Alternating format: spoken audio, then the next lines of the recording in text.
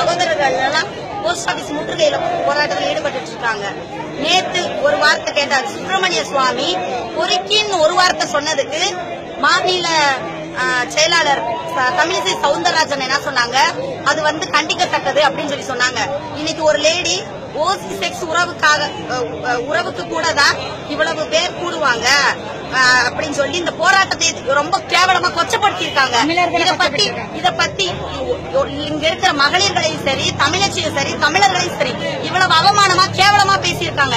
இத பத்தி நீங்க எதுக்கு எந்த நியூஸ்லயும் போட மாட்டேங்க? நேர்பட பேசல. அரசியல்வாதி டிஎம்கே அப்படி செஞ்சாங்க, ஏடிஎம்கே இப்படி செஞ்சாங்க, பிஜேபி அப்படி செஞ்சிச்சு, காங்கிரஸ் இப்படி செஞ்சிச்சு, கட்சியை மட்டும் பத்தி பேசுறீங்கல்ல. தமிழர்களையும் தமிழச்சியும் பத்தி இவ்வளவு கேவலமா பேசின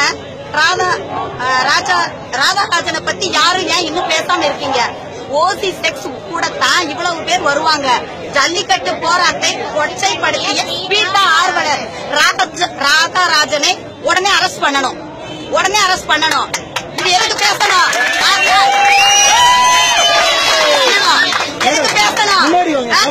எதுக்காக இதை பேசணும்? ஒரு பொறுக்கின்னு சொன்னதுக்கு பிஜேபி முன்னாடி வந்துட்டு அவங்க பேசுனது கண்டனம் தெரிவிச்சாங்கல்ல. அப்ப ஓசி செக்ஸ் உறவுக்காகவே கூட்டம் கூடும். தமிழ்நாடு வேணும்னு சொல்லி 25,000 பேர் வரீங்க. ஓசி செக்ஸ் உறவுன்னா 50,000 பேர் வருவாங்கன்னு சொல்லி எதுக்கு சொல்றாங்க? அவ யாரு? இந்திய நாட்டு குடிமகளா? ஆதார் அடையாள அட்டையும் ஓட்ட ஐடியோ அவ கொடுத்துட்டு நாட்டை விட்டு ஓட சொல்லு. அவ இருக்க கூடாது இந்த நாட்டுல. மன்னிப்பு கேட்கணும். மிருகங்கள் கூட இருந்தா மனிதத்தை மறந்துருவாங்களா? மனுஷங்க எப்படி வேணா பேசுவாங்களா? மிருகத்து கூட பழகி மிருகமா மாறிட்டாங்களா அவங்க? இல்ல கேட்க யாரும் இல்லையா? நியூஸ் சேனல் எல்லாரும் இதை எடுங்க. இன்னைக்கு நைட்டு புதிய தலைமுறையில நேர்பட பேச்சுல வரணும். நியூஸ் 7 சேனல் எல்லாத்தையும் நல்லா லைவ் பண்ணிட்டு இருந்தாங்க. நியூஸ் 7 சேனல் இதை பத்தி கண்டிப்பா பேசணும். எந்த சேனல் இதை பத்தி பேசல?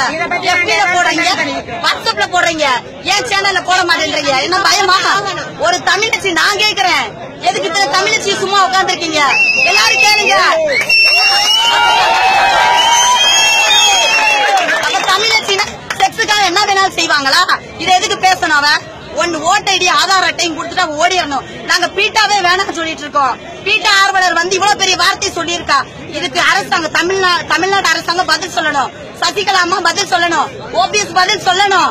அவங்களை எங்களை மன்னிப்பு கேட்க சொல்லணும். தமிழச்சி முன்னாடி நாங்க இத்தனை தமிழச்சிகள் இருக்கோம்ல, இத்தனை தமிழர்கள் முன்னாடி அவங்க மன்னிப்பு கேட்கணும். இல்லைன்னா நாங்க இதை விட மாட்டோம். இதை எல்லாரும் ஃபார்வர்ட் பண்ணுங்க. எல்லா நியூஸ் சேனல்ல டெலிகாஸ்ட் பண்ணுங்க.